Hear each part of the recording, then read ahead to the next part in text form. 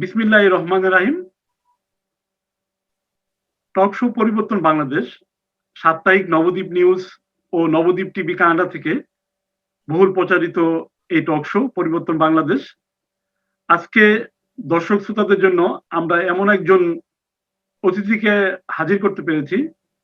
তিনি একাধারে ফুটবল খেলোয়াড়, রাজনীতিবিদ, সমাজসেবক, সবচেয়ে যার বড় পরিচয় তিনি একজন সম্মুখ সারির যোদ্ধা। এই লাল সবুজের পতাকাটা ছিনিয়ে আনতে যিনি সম্মুখ সারিতে যুদ্ধ করেছেন এবং লাল সবুজের পতাকাটাকে ছিনিয়ে এনেছেন, সেই হাফিজউদ্দিন আহমেদ বীর বিক্রম। তিনি অত্যন্ত সাহসিকতার সাথে আমাদের জাতিকে পরাধীনতার শৃঙ্খল থেকে মুক্ত করেছেন।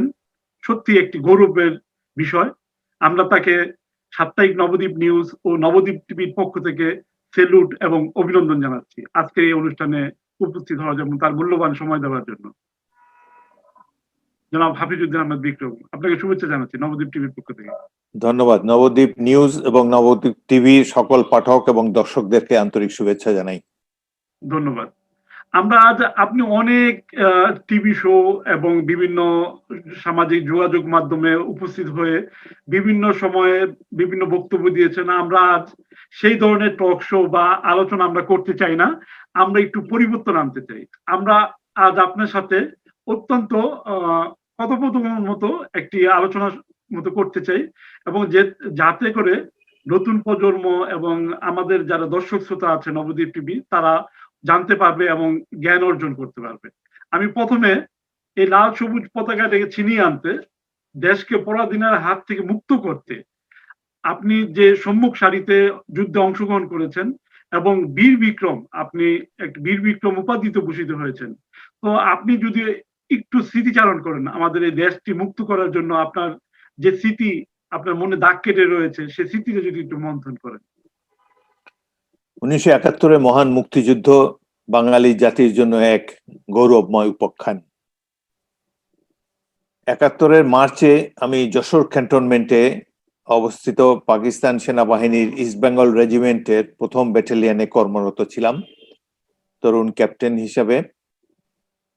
71 মার্চে সারা দেশ উত্তপ্ত হয়ে উঠেছিল শেষভাবে, এবং 25 মার্চ তারিখে পাক বাহিনী একটি ক্র্যাকডাউন করে বহু লোককে হত্যা করে ঢাকা এবং অন্যান্য শহরে।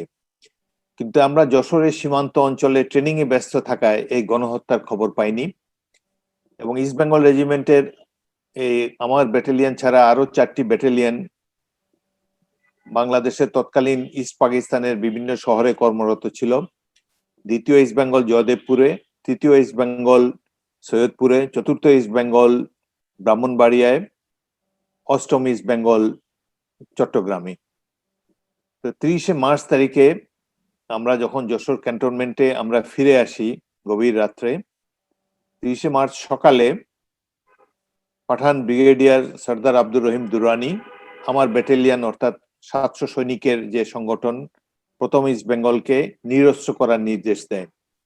এই নির্দেশ পাওয়ার সাথে সাথে আমাদের সৈনিকেরা আমরা সবাই বিদ্রোহ করি, অস্ত্রাগার ভেঙে অস্ত্রশস্ত্র হাতে নিয়ে আমাদের সৈনিকেরাই প্রথম পার্শ্ববর্তী পাঞ্জাবি ইঞ্জিনিয়ার কোম্পানির পাকিস্তানি সৈনিকদের উপর গুলি বর্ষণ করে।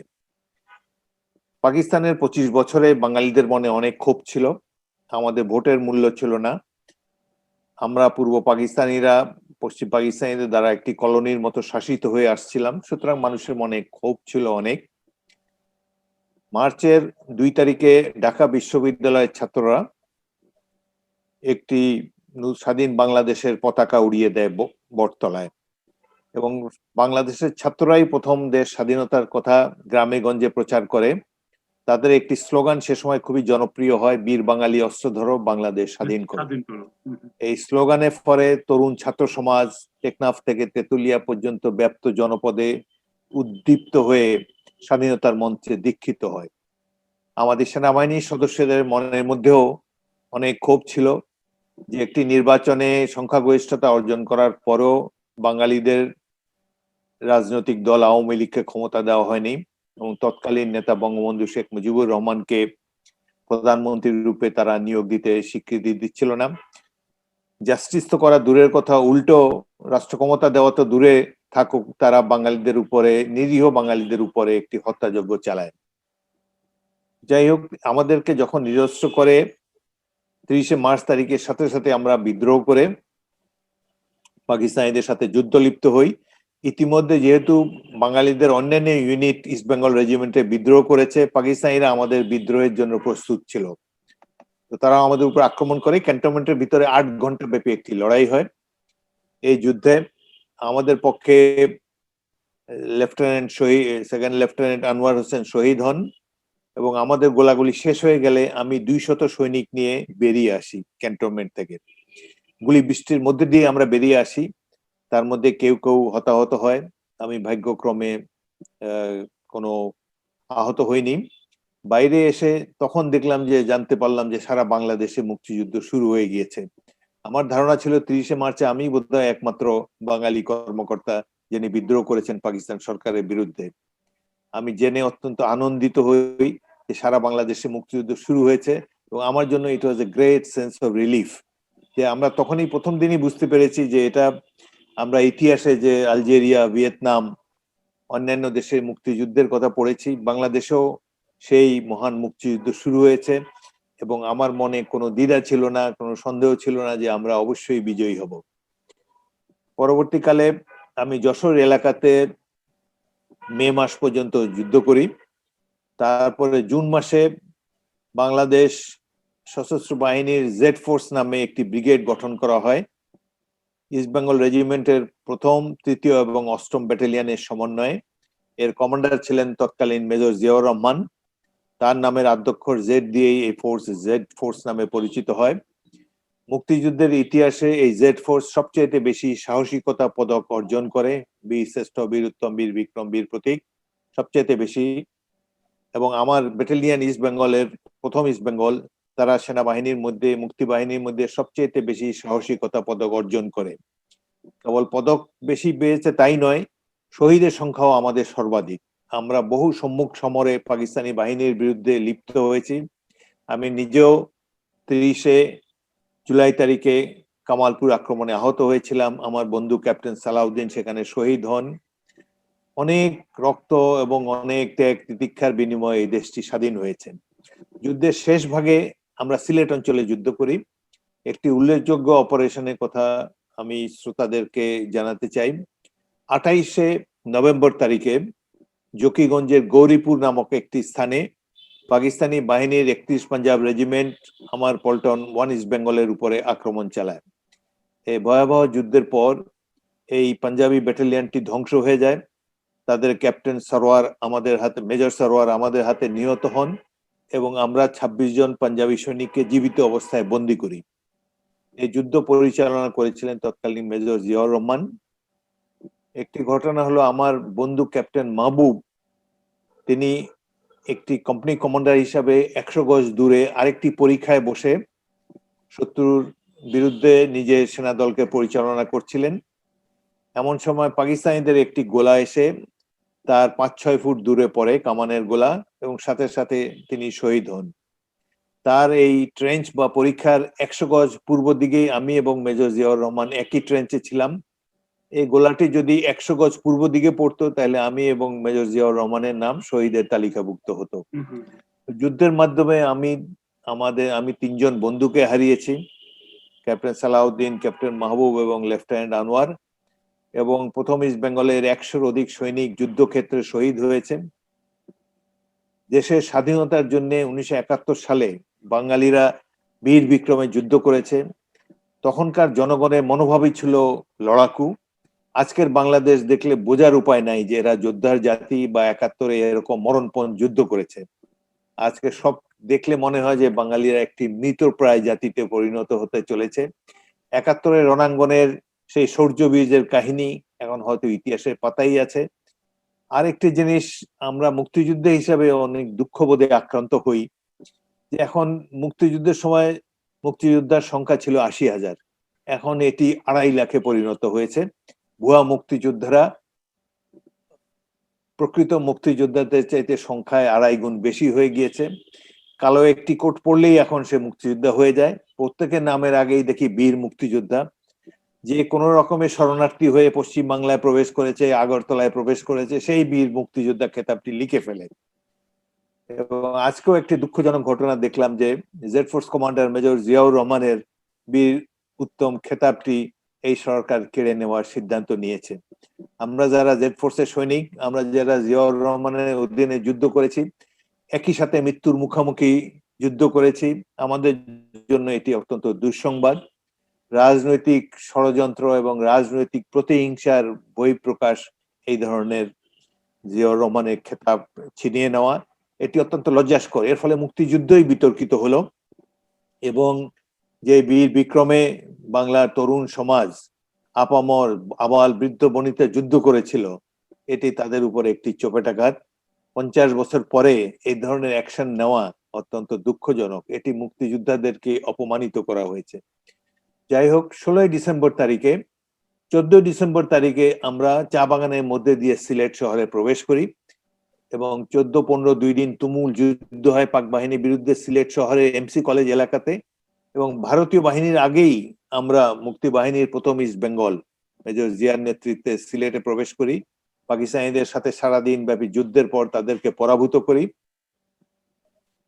এবং পরদিন 15 ডিসেম্বর তারা পাকিস্তানিরা সারেন্ডার করার অভিপ্রায় ব্যক্ত করে।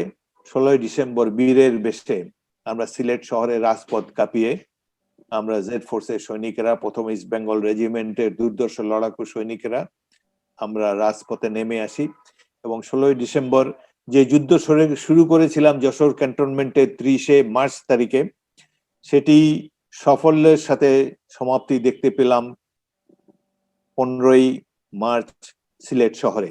আমার জন্য মুক্তিযুদ্ধে অংশগ্রহণ এক ব্যতিক্রমধর্মী অভিজ্ঞতা। জনতার একজন হয়ে জনগণের মুক্তির জন্য যুদ্ধ করতে পেরেছি, এটিকে আমি একটি বিরাট সৌভাগ্য বলে মনে করি। 1971 মহান মুক্তিযুদ্ধ ছিল একটি জনযুদ্ধ, জনতার যুদ্ধ। 7 কোটি মানুষ যে যেভাবে পেরেছে নিজ নিজ অবস্থান থেকে মুক্তিযুদ্ধের প্রচেষ্টাকে সাহায্য করেছে, বেগবান করেছে। আমি তাদের সবার কাছে কৃতজ্ঞ। তবে যারা জীবনের বিনিময়ে দেশটি অর্জন করেছে, যারা রক্ত দিয়েছে, জীবন বিলিয়ে দিয়েছে, তাদের অনেকেই আজকে হতাশ। আমি নিজেও দুঃখবোধে আক্রান্ত। আমাদের সেই স্বপ্ন বাস্তবায়িত হয়নি।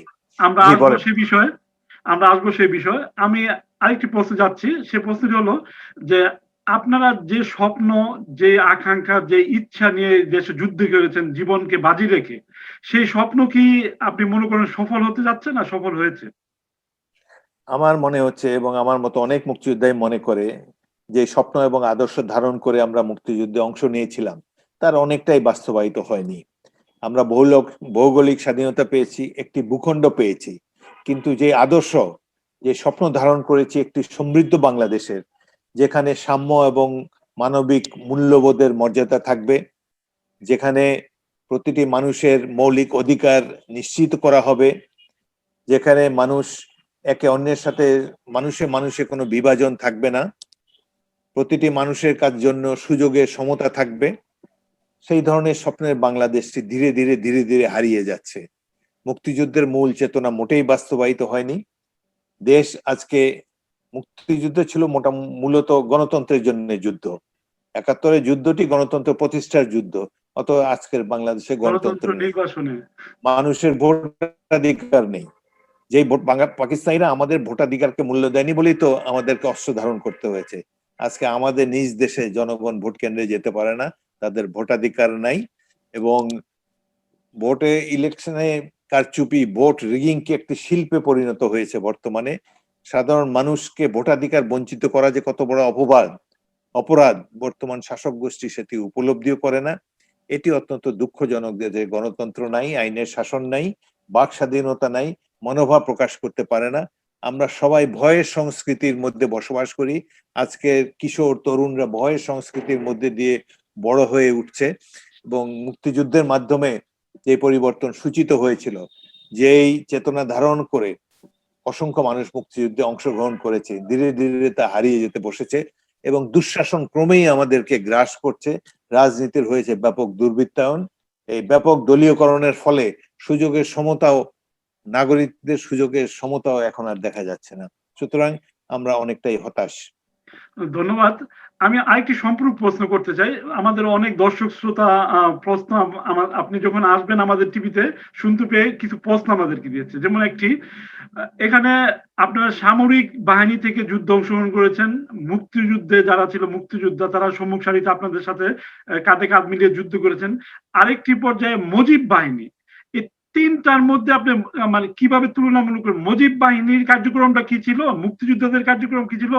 আর সামরিক বাহিনী যারা ছিল তারা কি ভূমিকা পালন করছে? যদি সংক্ষেপে আপনি আমাদের এই বিষয়টা তুলে ধরেন।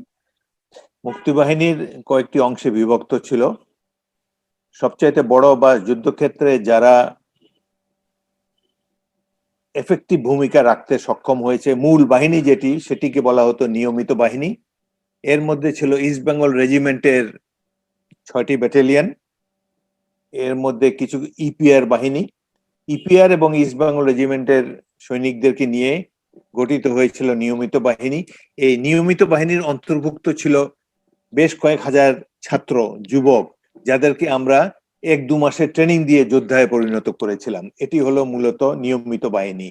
এছাড়া একটা গেরিলা বাহিনীর মতো সৃষ্টি করা হয়েছিল, যাদের অত সামরিক ট্রেনিং ছিল না, তারা অস্ত্র চালাতে জানতো এবং গরিলা পদ্ধতিতে দেশের মধ্যে প্রবেশ করে শত্রুর ঘাঁটি কোথায় আছে সে সম্পর্কে নিয়মিত বাহিনীকে খবর সরবরাহ করা এবং স্থানীয়ভাবে পুল, কালভার্ট ইত্যাদি ধ্বংস করে পাক বাহিনীর গতিবিধিকে আরো সংকুচিত করে দেওয়া। এভাবে নানা ধরনের গেরিলা পদ্ধতির যুদ্ধ যারা করত তাদের নাম ছিল মুক্তি ফৌজ। সো নিয়ামতী বাহিনী এবং মুক্তি ফৌজই প্রধানত এই মুক্তি বাহিনীর বৃহৎ অংশ ছিল। স্বাধীনতার অব্যবহিত পূর্বে কয়েক মাস আগে একটি রাজনৈতিক বাহিনী জন্ম দিয়েছে ভারতীয় সেনারা, ভারতীয় সরকার। ভারতীয় মেজর এটা কত মানে কি এটা কোন মাসটাতে আপনার মুজিব বাহিনী ভারতীয় সরকার গঠনটা করলো? এটা সম্ভবত মে-জুন মাসের দিকে আমার মনে হচ্ছে, মে-জুন। এর সম্পর্কে আমরা জানি না। এটি মূলত একটি রাজনৈতিক বাহিনী, এরা কখনো কোনো যুদ্ধে অংশগ্রহণ করেনি। এদেরকে সৃষ্টি করেছে ভারত সরকার, মেজর জেনারেল, ভারতীয় অফিসার মেজর জেনারেল উবানের নেতৃত্বে। সুতরাং এটি ভারতীয় বাহিনীর অধীনস্থ একটি বাহিনী ছিল, যাদের কাজ ছিল আওয়ামী লীগের স্বার্থ রক্ষা করা এবং স্বাধীনতার লাভের পর যদি আওয়ামী লীগের হাত থেকে বা নির্বাচিত নেতাদের হাত থেকে বা অন্য কোনোভাবে রাষ্ট্র ক্ষমতার থেকে আওয়ামী লীগ বিচ্ছিন্ন হয়ে পড়ে, এই আওয়ামী লীগকে আবার পুনঃপ্রতিষ্ঠা করার জন্য এই মুজিব বাহিনী নামে একটি রাজনৈতিক বাহিনী সৃষ্টি করা হয়েছে। এরা কোনো যুদ্ধে অংশগ্রহণ করেনি, যুদ্ধের ট্রেনিংও তাদের কতটুকু ছিল আমরা জানিনি। এটি মুক্তি বাহিনীর প্রধান সেনাপতি মেজর তৎকালীন কর্নেল আতাউল গনি ওসমানীর অধীনেও ছিল না।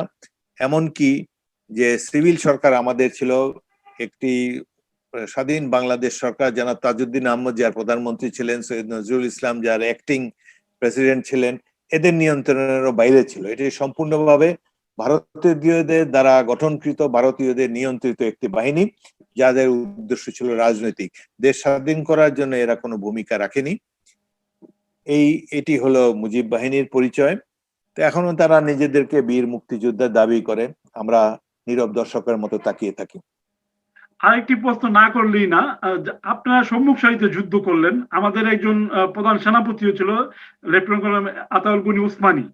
তো উনি থাকা সত্ত্বেও আমরা কেন ভারতীয় বাহিনীর কাছে পাকিস্তান বাহিনীকে আত্মসমর্পণ করতে দেখা যাচ্ছে, এটার রহস্যটা যদি সংক্ষেপে বলেন। ভারতীয় বাহিনী প্রথম দিকে আমাদের মে মাস পর্যন্ত কোনো সাহায্য করেনি। কেবলমাত্র যারা পাক বাহিনী আক্রমণের কারণে যারা ঘর বাড়ি ছেড়ে যে ভারতের শরণার্থী হিসাবে বিভিন্ন ক্যাম্পে আশ্রয় নিয়েছে, রিফিউজি ক্যাম্পে, তাদেরকে খাবার দাবার দিত, নিম্ন মানের খাদ্য তারা পেত। অনেক মানুষ মহামারীতে অসুখ বিসুখে মারা গিয়েছে শরণার্থীরা। মে মাসের পরে জুন মাসের দিকে যখন তারা দেখতে পারলো যে মুক্তি বাহিনী পাকিস্তানিদেরকে পর্যুদস্ত করে ফেলেছে গেরিলা কায়দায়, বিভিন্ন জায়গায় পুরো দেশবাসী পাকিস্তানিদের বিরুদ্ধে সশস্ত্র সংগ্রামে অবতীর্ণ হয়েছে, তখন ভারতীয় সরকার, ভারতের জনগণেরও ধারণা হলো যে এই যুদ্ধে বাঙালিদের বিজয় অবশ্যম্ভাবী। যেহেতু আমরা ৩-৪ মাস লড়াইয়ের ফলে পাকিস্তানিদেরকে অনেকটা সফট করে এনেছি এবং জনসমর্থন বিবর্জিত হয়ে পাক বাহিনীও অসহায় বোধ করছিল, এই সময়ের সুযোগ নিয়েই ভারতীয় বাহিনী যুদ্ধে অংশগ্রহণের সিদ্ধান্ত নেয়। তারা আমাদেরকে প্রথম দিকে অস্ত্রশস্ত্র দেয়, খাবার দাবারের সাহায্য করে এবং পরবর্তীকালে 22শে নভেম্বর থেকে তারা সক্রিয়ভাবে সীমান্ত অতিক্রম করে মুক্তিযুদ্ধে পাকিস্তানি বাহিনীর বিরুদ্ধে যুদ্ধে অংশ নেয়। এবং এই যুদ্ধে আমরা যে 9 মাসের যুদ্ধে তারা যুদ্ধ করেছে হয়তো 2 সপ্তাহ, কিন্তু এই যে 9 মাস, বাকি 9 মাস যে আমরা যুদ্ধ করে পাকিস্তানি বাহিনীকে পর্যুদস্ত করে রেখেছি, অনেক আক্রমণে তাদেরকে ব্যতিব্যস্ত করে রেখেছি, তাদের অনেক প্রাণহানি হয়েছে, কিন্তু এর কোনো কৃতিত্ব মুক্তি বাহিনীকে দেয়নি। এই কৃতিত্ব থেকে বঞ্চিত করার জন্য, এটি ভারত পাকিস্তানের যুদ্ধ হিসাবে বহির্বিশ্বের কাছে পরিচিত করার জন্য তারা কর্নেল ওসমানীকে সেই আত্মসমর্পণ অনুষ্ঠানে আমন্ত্রণ জানায়নি। এবং এই যুদ্ধে ভারতীয় লেখক বা ভারত সরকারের প্রচারণা শুনতে পেলে মনে হয় না যে এখানে মুক্তি বাহিনী বলে কোনো বাহিনী ছিল, এবং আমরা যে 9 মাস ব্যাপী যুদ্ধটি করেছি, কত আত্মত্যাগ, জীবন বিসর্জন দিয়েছি, এই সম্পর্কে ভারত সরকার এবং ভারতীয় বাহিনী নিশ্চুপ। তারা নিজেরাই সকল কৃতিত্ব আত্মসাৎ করতে সচেষ্ট। ধন্যবাদ। আমরা খুব স্বল্প আকারে বা স্বল্প পরিসরে একটি বাংলাদেশ অভ্যুদয়ের একটি স্মৃতিচারণ করলাম, বা একটা ইতিহাস জানতে পারলো, নতুন প্রজন্ম জানতে পারবে এই ইতিহাস। আপনার মতো ব্যক্তিত্বের কাছে থেকে আমরা শুনলাম এই ইতিহাসের কথা। যাই হোক, আমরা আমাদের অনেক ঘটনা, অনেক রচনা আছে এই স্বাধীনতা যুদ্ধ এবং এই বিজয়ের ইতিহাস গাথা। আমরা এই প্রসঙ্গ থেকে বেরিয়ে এসে আমরা আরেকটি প্রসঙ্গে অবতারণা করতে চাই। সেটি হলো যে বর্তমান সময়ে বিভিন্ন সারা বিশ্বে একটি ঘটনা ঘটলে, যেমন টক অফ দ্য টাউন বা টক অফ দ্য সিটি বা টক অফ দ্য কান্ট্রি, সেইটিকে পেরিয়ে আমরা এখন টপ অফ দ্য ওয়ার্ল্ড একটি বিষয় যে আলোচনা বেরিয়ে এসছে, সেটা হলো আল জাজিরার প্রতিবেদন। তো আমরা আল জাজিরার প্রতিবেদনে যাওয়ার আগে আমি একটু জিনিস ক্লিয়ার করতে চাই বা আপনার কাছে জানতে চাই, এটা আমাদের অভিজ্ঞতা বা আমাদের পর্যালোচনা। সেটা হলো, সরকার বিভিন্ন সময় বিভিন্ন জনকে ইউজ বলবো নাকি তাকে ব্যবহার করে ক্ষমতায় টিকে আছে, এটা আমার প্রশ্ন না, এটা দর্শকদের প্রশ্ন। ধরেন বিভিন্ন সময় এক একজনকে আবির্ভাব করে এবং সরকারের কাছ থেকেই ওই ব্যক্তিকে নিচে নামিয়ে দেওয়া হয় বা তাকে ওই থেকে সরিয়ে দেওয়া হয়। আমি যেমন শাহবাগ আন্দোলনে আপনারা সবাই, আমরা সবাই জানি, ইমরান এইচ সরকার সময়ে সবচেয়ে আলোচিত ব্যক্তি ছিলেন, এবং সরকারি পেট্রোল এবং সরকারি সহযোগিতায় তিনি যেভাবে চলাফেরা, একটা সময় ছিল তিনি যে অর্ডার করতেন সেটাই হতো বাংলাদেশে কিছু সময়ের জন্য। তারপরে আপনি র্যাবের মধ্যে জিয়াউল হক জিয়া, তাকে তিনিও অনেক, মানে আমরা মিডিয়ার মাধ্যমে জানতে পেরেছি, অনেক খুন গুমের সাথে জড়িত। ঠিক একই কায়দায় আমাদের যিনি আজকে সম্মানিত সেনাবাহিনীর প্রধান জেনারেল আজিজ সাহেব, তাকে দিয়েও 2018 সালে নির্বাচন করিয়েছে এবং বিভিন্ন অপকর্মের সাথে মিডিয়ার বরাত দিয়ে আমি বলতে চাই তিনি জড়িত ছিল। এখন তার সময় শেষ হয়েছে, তাকে সরিয়ে দেওয়ার জন্য নাকি এই আল জাজিরার ঘটনার অবতারণা করেছে। এটা দর্শকদের পাশে আপনি কি মনে করেন? আল জাজিরার প্রতিবেদন আপনারা যেরকম দেখেছেন আমিও একই রকম দেখেছি। আপনি তো অনেক কথাই বলতে পারবেন কানাডায় বসে, বাট বাংলাদেশে আমরা তো জিম্মি। একটি ডিজিটাল সিকিউরিটি অ্যাক্ট নামে একটি গণবিরোধী অ্যাক্ট পাশ করা হয়েছে, যার ফলে বাংলাদেশে মানুষের বাক স্বাধীনতাকে কেড়ে নেওয়া হয়েছে। আমরাও, আমার বিরুদ্ধে 2টি মামলা ইতিমধ্যে চলমান আছে ডিজিটাল অ্যাক্টে। তবুও এটুকু বলতে পারি, আমার একজন সাধারণ মানুষ হিসাবে আমি যেটি আপনার মতোই দর্শক হিসাবে আমি দেখতে পেয়েছি, এই অনুষ্ঠানটিতে যা কিছু দেখানো হয়েছে তারা তো আজগুবি কোনো কথা বলেনি, তারা প্রমাণ দিয়ে কথা বলেছে। তারা প্রমাণ দিয়েছে যে জেনারেল আজিজের ভাই নাম পরিবর্তন করে তিনি হাঙ্গেরিতে গিয়েছেন এবং ফলস কাগজপত্র দিয়ে, ভুয়া পরিচয় দিয়ে তিনি দেশ ত্যাগ করেছেন। এবং আরেক ভাইকে, যিনি মৃত্যুদণ্ডে দণ্ডিত ছিলেন, দেশের রাষ্ট্রপতি স্বয়ং তার দণ্ড মওকুফ করে তাকে বিদেশে পাঠিয়ে যাওয়ার সুযোগ দিয়েছেন। এবং তার এখানে তো সরকারকেও কোনো ক্রিটিসাইজ করা হয়নি, এখানে সেনাপ্রধানের 3 জন সন্ত্রাসী ভাই সম্পর্কে আলোকপাত করা হয়েছে।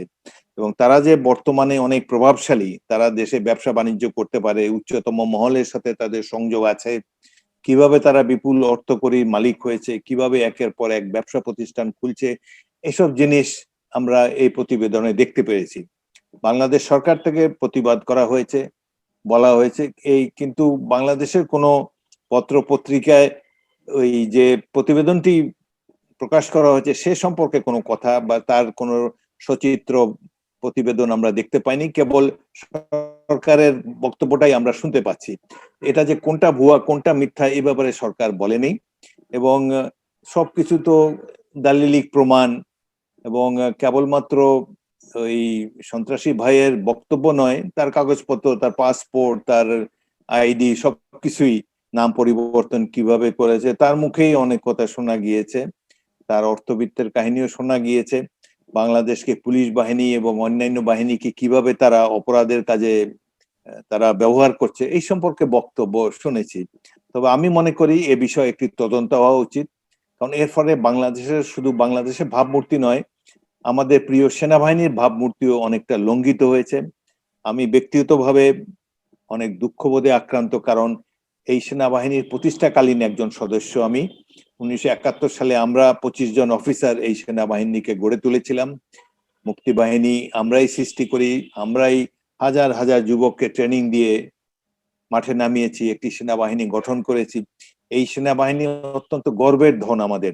সেই সেনাবাহিনীর যে এইভাবে ভাবমূর্তি বিনষ্ট হচ্ছে এটি দেখে আমরা খুবই খারাপ লাগছে। বিশেষ করে জাতিসংঘ প্রতিবাদ করেছে যে স্পাইওয়্যার বা কথাবার্তা ট্যাপ করার জন্য বাগিং ইকুইপমেন্ট যেগুলো কেনা হয়েছে, এখান থেকে সরকার থেকে বলা হয়েছে এটি শান্তিরক্ষা মিশনের জন্য ব্যবহার করা হবে, কিন্তু জাতিসংঘ হাটে হাড়ি ভেঙে দিয়েছে। তারা জানিয়ে দিয়েছে যে শান্তিরক্ষা কার্যক্রমে এভাবে স্পাইওয়্যার বা আড়ি পাতা যন্ত্র ব্যবহার করার কোনো সুযোগ নাই। তো যার ফলে সরকারের ব্যাখ্যাটি ধোপে টিকছে না, এবং সরকার অত্যন্ত অপেশাদারী ভাবে এই কথার জবাব দিয়েছে। তারা সুন্দরভাবে এই প্রতিবেদনের যদি কোনো দুর্বলতা থেকে থাকে সেটি তুলে ধরতে তারা ব্যর্থ হয়েছে বলে আমি মনে করি। তবে বাংলাদেশে প্রতিটি নাগরিক জন্য এটি একটি লজ্জাস্কর। রাজনীতির অনেক দুর্বৃত্তায়ন হয়েছে, সাথে সাথে যে সেনাবাহিনীরও দুর্বৃত্তায়ন হয়েছে, এটি এই প্রতিবেদনের মাধ্যমে বাংলাদেশের মানুষ প্রথমবারের মতো জানতে পেল। এটি আমাদের জন্য গৌরব। আমি লজ্জাবোধ করি যে বহির্বিশ্বে এই ধরনের ঘটনা প্রচার পেল। বাংলাদেশ সরকারের ব্যাপারে দৃঢ় পদক্ষেপ নেওয়া উচিত, শাস্তিমূলক ব্যবস্থা নেওয়া উচিত যারা, এবং বিশেষ করে স্বয়ং এই যে রাষ্ট্রপতির একটি ক্ষমতা আছে যে কোনো অপরাধীকে তিনি ক্ষমা করতে পারেন, কিন্তু এইভাবে মানুষ হত্যা, নরহত্যা যায় যারা অভিযুক্ত, তারা তাদের শক্তিশালী বা প্রভাবশালী আত্মীয়দের ব্যবহার করে এই ধরনের ক্ষমা নিয়ে আবার অপরাধ কাজে লিপ্ত হবেন, এটি দেশবাসী আশা করে না। বাংলাদেশ সহজ সরল মানুষের দেশ, শিক্ষিত মানুষের দেশ। আমরা যুদ্ধ করে এই দেশটি স্বাধীন করেছি। বহির্বিশ্বে এভাবে আমাদের উপরে কলঙ্কের তিলক লাগিয়ে দেবে কোনো একটি প্রতিষ্ঠান, এটি আমরা কখনো আশা করি না। এটি দেখে বাংলাদেশের সকল মানুষ ব্যথিত হয়েছে, এবং আমি আশা করব সরকার তদন্ত করে প্রকৃত সত্য উদ্ঘাটন করবেন, এবং এর মধ্যে যদি আল জাজিরা যদি কোনো অপরাধ থেকে থাকে, দোষ থেকে থাকে, সেটি প্রকৃত চুলচেরা বিচারের মাধ্যমে দেশবাসীর কাছে উপস্থাপন করবেন, এটি আমি আশা করি।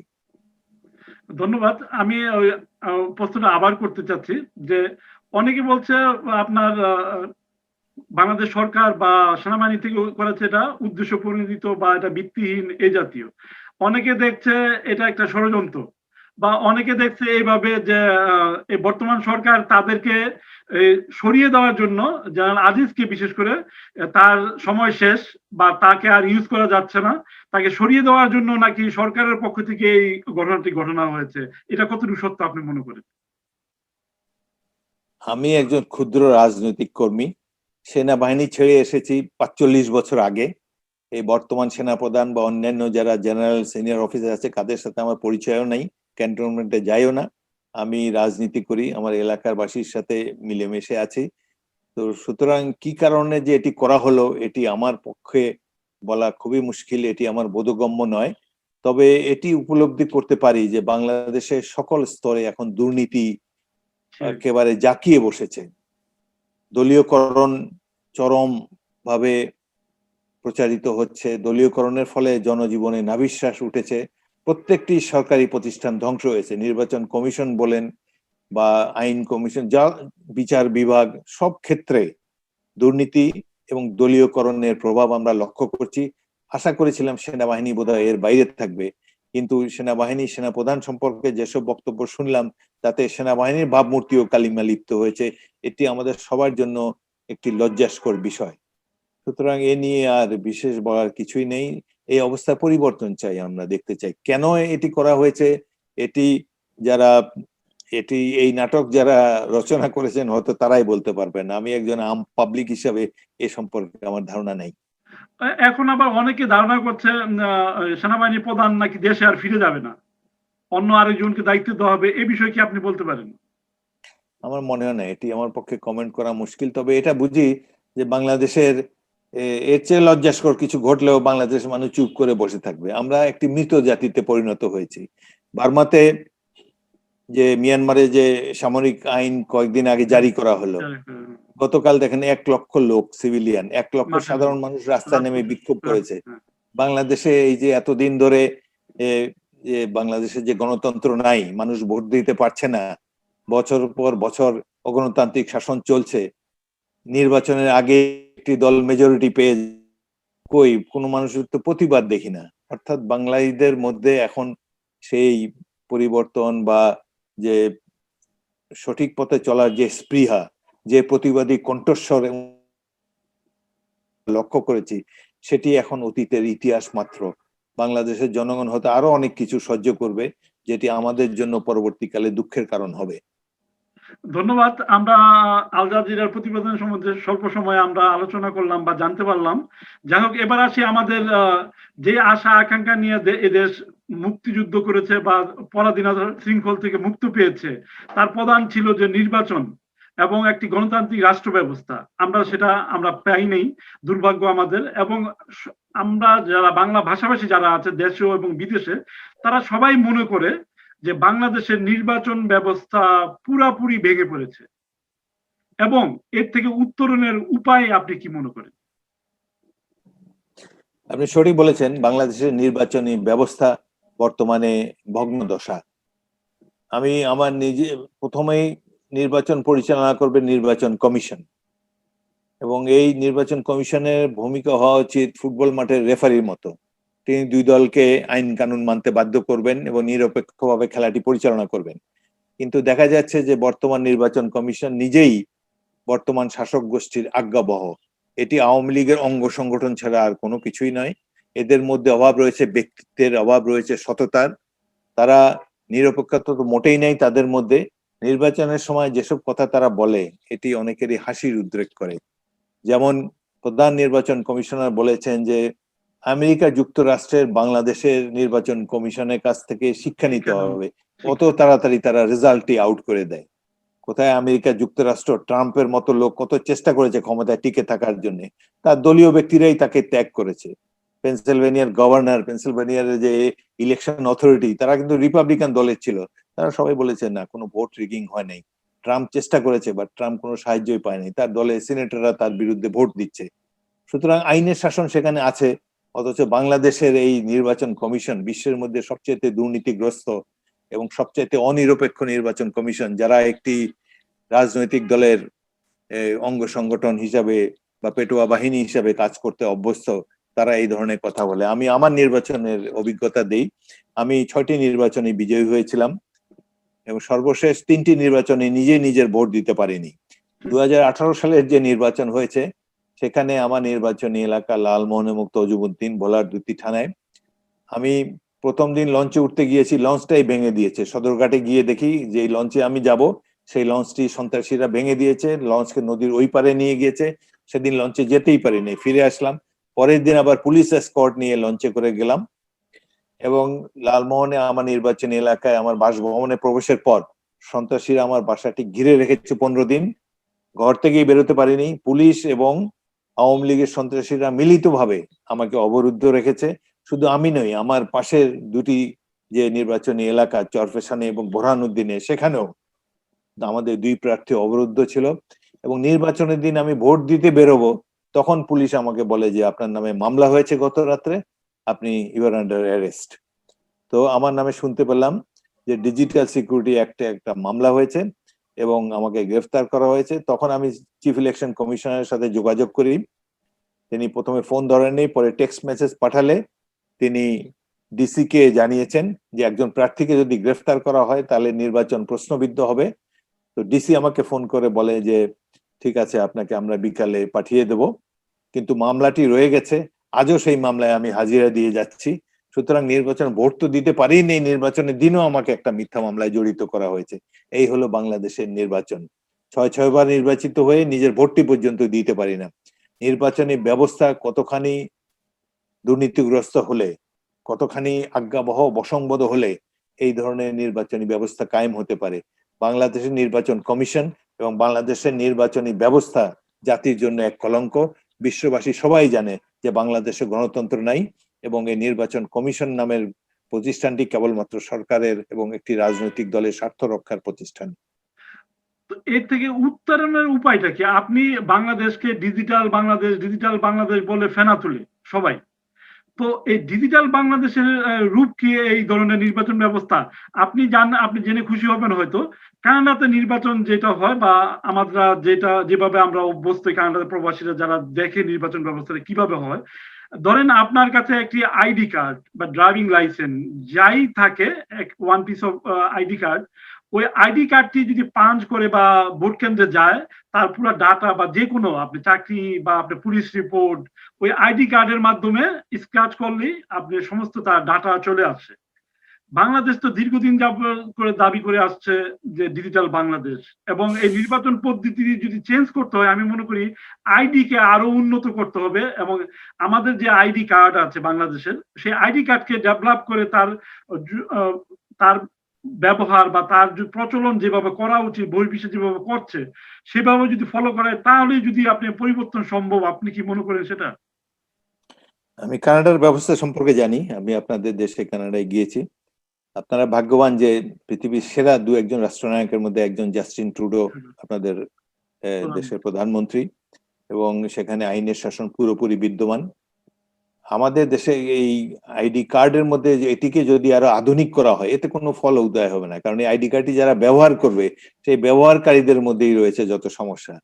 এবং নির্বাচন কমিশন যেখানে নিরপেক্ষ নয়, তারা এই যে ইভিএম নামক মেশিন যেটি করেছে, এটি সম্পূর্ণভাবে তাদের এমন ভাবে তারা সিস্টেম ফিড ইন করে দেয় এর মধ্যে, যার ফলে আপনি 10 জন ভোট দিলে প্রথম 2টা ভোট যাবে হয়তো অন্য একটি মার্কায়, পরের 8টা ভোট যাবে নৌকা মার্কায়। এভাবে তারা প্রোগ্রাম সেট করে দিয়ে দেয়। এবং তারপরেও যেখানে গোপন কক্ষে যেখানে ভোট দেওয়ার কথা, এবার ভোটাররা কক্ষে প্রবেশ করে, যারা ভাগ্যবান ভোট কেন্দ্রে প্রবেশ করতে পেরেছেন, তারা সেই গোপন কক্ষে প্রবেশ করে দেখে যে সেখানে আওয়ামী লীগের একজন এজেন্ট সেখানে বসে আছে এবং তার কাছ থেকে আইডি কার্ডটা নিয়ে তারা এই ভোটটা দিয়ে দিচ্ছে।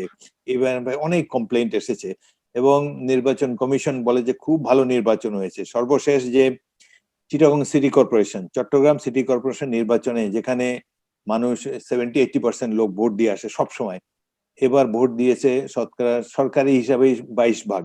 আমার ধারণা এখানে 10 ভাগের বেশি ভোট পড়েনি এবং কোনো বিএনপি সমর্থক, এজেন্ট, প্রার্থী কেউ ভোট কেন্দ্রে প্রবেশ করতে পারেনি। চরম একটি প্রহসনের নীল নকশা তারা মঞ্চস্থ করেছে। ভোটারও সেখানে যেতে পারে না, প্রার্থীরও জীবন সংকটে 2 জন সেখানে নিহত হয়েছে। সুতরাং এখন নির্বাচনে অংশগ্রহণ মানে প্রাণহানি, নির্বাচনে অংশগ্রহণ মানে ভোট ডাকাতি, এবং নির্লজ্জভাবে বর্তমান সরকার কারচুপির মাধ্যমে ক্ষমতায় অধিষ্ঠিত রয়েছে।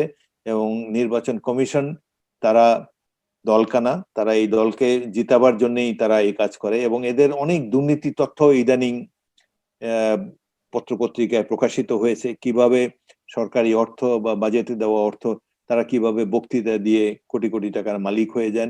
সারা বাংলাদেশটাই এখন লুটপাটের স্বর্গরাজ্যে পরিণত হয়েছে। এখানে আমরা সাধারণ নাগরিকরা তাকিয়ে তাকিয়ে দেখা ছাড়া কোনো কিছু নেই। তবে যে পরিবর্তন হতে পারে বাংলাদেশে, যদি একটি গণ অভ্যুত্থানের মাধ্যমে জনগণের সরকার কখনো কায়েম হতে পারে, তখন তারা প্রকৃত গণতান্ত্রিক ব্যবস্থা প্রতিষ্ঠা করতে পারবে। এবং আগের যে আঙ্গুলে যে ভোট দেওয়ার যে সিস্টেমটি ছিল, হাতে কালি লাগিয়ে যে সিল মারা, দোষের কিছু নেই, অনেক আধুনিক রাষ্ট্র এভাবে ভোট দিয়ে থাকে। এই ইভিএম মেশিনটি বাংলাদেশে চালু হয়েছে কারচুপি করার জন্য।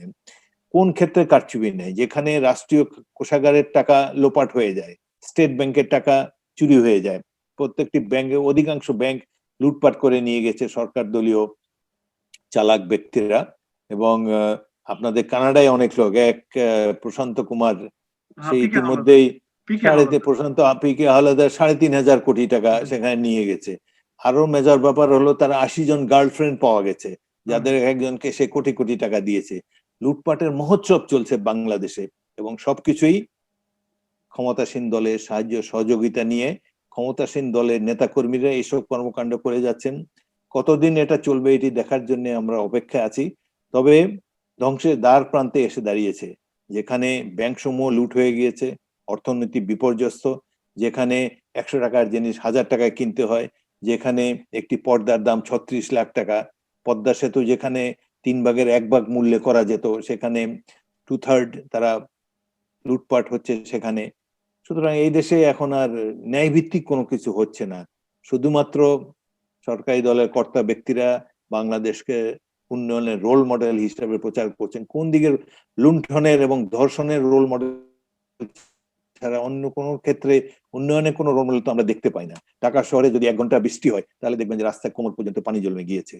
সাধারণ মানুষ, রাজধানী শহরে মানুষ, তারা বিশুদ্ধ পানি পান করার জন্য পায় না। কিসের উন্নয়নের রোল মডেল? কিছু ব্যক্তি, দলীয় কিছু ব্যক্তিরা লাখপতির থেকে কোটিপতি হয়েছে। 1 বছরে আপনারা বহির্বিশ্বে যে অর্থনৈতিক সমীক্ষা, সেখানেই প্রকাশিত হয়েছে যে গত 1 বছরে কোটিপতির সংখ্যা বৈদেশিক মুদ্রায় ব্যাংকে জমার হিসাবে সবচাইতে বেশি হয়েছে বাংলাদেশিরা। এগুলো তো সব বাংলাদেশের অর্থ পাচার করে নিয়ে গেছে। এর বিরুদ্ধে এই দেশের সরকারের কর্তা ব্যক্তিরা কত সুন্দর কথা বলে, কিন্তু এই কথাটি বলে না কিভাবে ব্যাংকগুলা লুট হচ্ছে। অর্থমন্ত্রী একবার বলেছেন যে বেসিক ব্যাংকটি যিনি লুট করেছেন তিনি সরকারের অত্যন্ত ক্ষমতাশালী ব্যক্তি, তাকে ধরার সাধ্য আমার নাই। বহাল তবিয়তে হাজার হাজার টাকা লুটপাট করে তারা বহাল তবিয়তে আছে, দেশ বিদেশে ঘোরাঘুরি করে বেড়াচ্ছে। খুন খারাপি করলে রাষ্ট্রপতি তাদেরকে ক্ষমা করে দেয়। সব দিক দিয়ে তারা সোনায় সোহাগা, একটি মগের মূল্যকে পরিণত করেছে বাংলাদেশকে। ধন্যবাদ। আমরা দীর্ঘ সময় সরকার বিরোধী আলোচনা করলাম। এবার আসি আপনার দলের সম্বন্ধে। আপনি কি মনে করেন সরকার দলের যে ক্ষমতা অধিষ্ঠিত আছে এবং তারা যে জগদ্দল পাথরের মতো, আপনার কথা জগদ্দল পাথরের মতো বাংলাদেশে শাসন করছে, বিরোধী দল হিসাবে আপনারা কতটুকু সফল এবং কতটুকু ব্যর্থতা আপনি মনে করেন এই সরকারকে টিকিয়ে রাখার জন্য? আমি সরকার বিরোধী হিসেবে কথা বলছি না, বাংলাদেশের একজন সাধারণ নাগরিক হিসাবে দুঃখের কথা বলছি যে গণতন্ত্রের জন্য যুদ্ধ করেছিলাম, এখন গণতন্ত্র নেই, দেশে আইনের শাসন নেই, লুটপাট চলছে, এই কথাই বলছি। এটি শুধু আমার কথা না, বাংলাদেশের সকল মানুষের একই কথা, সকল নাগরিকের কথা। এখন এর থেকে মুক্তি দেওয়ার জন্য বিরোধী দল হিসাবে আমরা কি করতে পেরেছি? আমরা কিছুই করতে পারিনি। বিরোধী দল হিসাবে আমরা ব্যর্থ। আমরা যেভাবে জনগণকে উদ্দীপ্ত করে রাজপথে নামানো উচিত ছিল এত দুঃশাসনের বিরুদ্ধে, সেটি করতে আমরা ব্যর্থ হয়েছি। অতীতে সকল আন্দোলনে সম্মুখ ভাগে ছিল ছাত্ররা। ছাত্ররা এই দেশে সকল পরিবর্তন এনেছে। ভাষা আন্দোলন থেকে শুরু করে এই স্বাধীনতা যুদ্ধ পর্যন্ত সকল ক্ষেত্রে নিয়ামক ভূমিকায় ছিল ছাত্ররা। ছাত্ররাই ছিল তার ফ্ল্যাগ ক্যারিয়ার। কিন্তু আজকের ছাত্র সমাজের মধ্যে সেই অতীতের লড়াকু মনোভাব দেখতে পাই না। তারা মোবাইল এবং কম্পিউটার নিয়ে ব্যস্ত। দেশে গণতন্ত্র থাকলো কি না থাকলো এটি নিয়ে তাদের মাথা ব্যথা নাই। এরা এক অন্য ধরনের প্রজাতিতে পরিণত হয়েছে। আর গণতন্ত্রের জন্য যা কিছু ক্ষোভ হয়তো কিছু রাজনৈতিক কর্মীদের মধ্যে আছে, সাধারণ মানুষ দুঃখ কষ্টকে তাদের বিধিলিপি বলে মেনে নিয়েছে। এবং তবুও আমি আশা করে আছি যে এত দুঃশাসনের বিরুদ্ধে একসময় নিশ্চয়ই মুক্তিযুদ্ধে অংশ নেওয়া বাঙালিরা, তাদের উত্তরসূরিরা, 71-এর মুক্তিযোদ্ধাদের উত্তরসূরিরা একবার নিশ্চয়ই ঘুরে দাঁড়াবে, একবার নিশ্চয়ই এই দুঃশাসনের বিরুদ্ধে তারা রাজপথে প্রতিবাদ মুখর হয়ে নেমে আসবে, এবং তারাই একদিন গণতন্ত্রকে আবার বাংলাদেশে প্রতিষ্ঠা করবে এবং একটি সমৃদ্ধ বাংলাদেশ স্থাপিত হবে। এই আশাবাদ আমি ব্যক্ত করতে চাই। অনেকের ধারণা বিরোধী দলীয়দের ভূমিকার কারণে সরকার দীর্ঘস্থায়ী হচ্ছে, এবং বিরোধী দলের যে 20 দলীয় জোট বা বিভিন্ন জোট, তারা নাম সর্বস্ব আমি বলবো, এবং দর্শক শ্রোতাও এটা মনে করে নাম সর্বস্ব দল নিয়ে এই আপনার 20 দলীয় জোট গড়ে গেছে। একটি উদাহরণ বলা যায়, আমাকে গতকাল একজন মেসেজ করে বলেছে যে 20 দলীয় জোটের একটি দল সাম্যবাদী দল, যার দায়িত্বে আছেন সাইদ নামক এক ব্যক্তি। উনি কানাডাতে 3 বছর যাবৎ কানাডাতে একটি জব করছে এবং তিনি 20 দলীয় জোটের একজন। এবং তিনি যখন নির্বাচন হবে বা নির্বাচনের প্রক্রিয়া শুরু হবে, তিনি বিরোধী দলের প্রধানের সাথে বসে নমিনেশন চাবে, অথচ তিনি কিন্তু আমাদের সাথেই কর্মরত, কানাডাতে অবস্থান করছে। এই জাতীয়, শুধু উনি একা না, এই জাতীয় আমি মনে করি বিএনপি, জামাতি ইসলাম আর দুই একটি হাতে গোনা দল ছাড়া আমার মনে হয় 20 দলীয় দল বলতে এক ব্যক্তির দল ছাড়া কোনো কিছুই নেই। তো এইটাকে কিভাবে পরিবর্তন করা যায়, বা এটা তো একটা ব্যর্থতা আমি মনে করি। আপনি একজন সাধারণ নাগরিক বলেন, আপনি একজন রাজনীতিবিদ বলেন, আপনি কি মনে করেন এই বিষয়টা? আমি 20 দলীয় জোটের প্রধান দল বিএনপির একজন সদস্য। কেন এই বিরোধী দলসমূহ ব্যর্থ আমি বলতে পারি, বলতে চাই না। কি কারণে আন্দোলন গতি লাভ করছে না, কি কারণে জনগণ রাস্তায় নামতে চায় না, এটি সহজেই বলা যায়, কিন্তু একটু আমি যদি বলি তাহলে অনেক তিক্ততার সৃষ্টি হবে এবং নানা ধরনের আমার বিরুদ্ধেও অনেক অভিযোগ চলে আসবে। বাংলাদেশের সাধারণ মানুষ সবাই জানে একটা জিনিস, প্রত্যেকটা মানুষ চিন্তা করে যে আজকে আমি নেমে রাস্তায় নেমে যে জীবন বিসর্জন দেব, গুলি খাবো, নির্যাতিত হব, তাহলে বর্তমান যে অবস্থা এর চেয়ে বেটার বাংলাদেশ কি আগামী দিনে যারা জীবিত থাকবে তারা দেখতে পাবে? এই সন্দেহ সবার মনেই আছে। আরো কিছু কিছু কারণ আছে যেটি একজন দলীয় সদস্য হিসেবে আমি বলতে চাই না, তবে এই ব্যর্থতার দায় বিরোধী দল সমূহকে নিতে হবে। 20 দলীয় জোটের মধ্যে দল হলো দুটা, বিএনপি এবং জামাত। আগে শক্তিশালী ছিল, এখন তাদের নেতৃবৃন্দকে ফাঁসিতে ঝুলানোর পর তাদের শক্তি অনেক কমে গিয়েছে। এদের উপরে ব্যাপক নির্যাতন হয়েছে, অত্যাচার নির্যাতনের ফলে তারা এখন কোন রকমের অস্তিত্ব টিকিয়ে রাখতে যাচ্ছে। একমাত্র বৃহৎ সমর্থন পুষ্ট দল আছে বিএনপি, কিন্তু তাদের কর্মীদের সেই লড়াকু চরিত্র হারিয়ে গিয়েছে। ছাত্র দলের আগে যে ভূমিকা ছিল স্বৈর শাসককে উৎখাত করার ক্ষেত্রে তারা যে মানে প্রশংসনীয় ভূমিকা অতীতে রেখেছে, বর্তমান যে ছাত্ররা তারা তার ধারে কাছেও যেতে পারছে না। ডাকসু নির্বাচনে আমাদের যে ছাত্র দলের প্রার্থী 50-60 ভোট করে পেয়েছে, ভালো প্রার্থীও দিতে পারেনি। এর জন্য কারা দায়ী সে কথা আমি বলতে চাই না, তবে আমাদের ব্যর্থতা আমি মাথা পেতে নিচ্ছি। আমি একজন ক্ষুদ্র রাজনৈতিক কর্মী, আমাদের দলেও আমার কোনো অবস্থান নাই, তারপরেও আমি মনে করি যে আমাদের আরো we should have done better. আমি আপনার কথাটার পরিপ্রেক্ষিতে বলতে চাই, বর্তমান সরকারের যদি পতন হয়, বিরোধী দল বা সর্ববৃহৎ দল বিএনপি কি টেক ওভার করতে পারবে আপনি মনে করেন? প্রশাসন থেকে শুরু করে সর্বস্তরে তাদের সাজানো বাগান, আমি মনে করি সেই সাজানো বাগানে যদি তাদের পতন হয়, তাহলে কি বিএনপি আপনি মনে করেন টেক ওভার করতে পারবে বা জনগণের আশা আকাঙ্ক্ষা পূরণ করতে পারবে? আপনি কি মনে করেন? টেক ওভার নিশ্চয়ই করতে পারবে। বিএনপি অতীতে জনগণের রায় কয়েকবার ক্ষমতায় গিয়েছে, এবং এবার যদি বিএনপি কোনো কারণে যেভাবে যদি ক্ষমতায় যায় কখনো, বা জনগণ যদি বিএনপিকে রাষ্ট্র ক্ষমতায় প্রতিস্থাপিত করে, তাহলে বিএনপিরও অনেক শিক্ষা হয়েছে। এতদিন এত বছর বিরোধী দলে থাকার পর তারা ক্ষমতায় থাকতে যেসব ভুল করেছে সেগুলো আগামী দিনে করবে বলে আমার মনে হয় না, এবং জনগণের চাপ তাদের উপরে খুব প্রকট হয়ে থাকবে।